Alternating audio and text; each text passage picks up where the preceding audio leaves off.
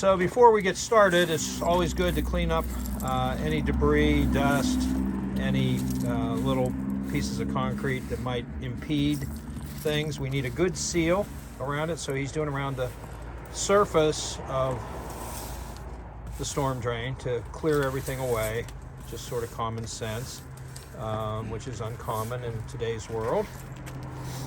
And then he's going to get a hand brush, and he's going to do the rim where the storm grate's over here.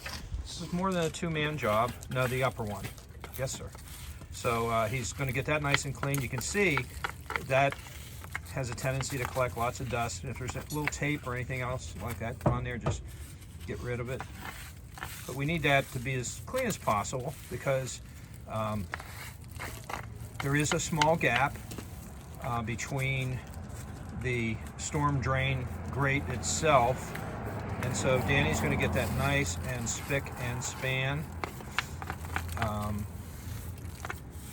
I'll come back when it's clean.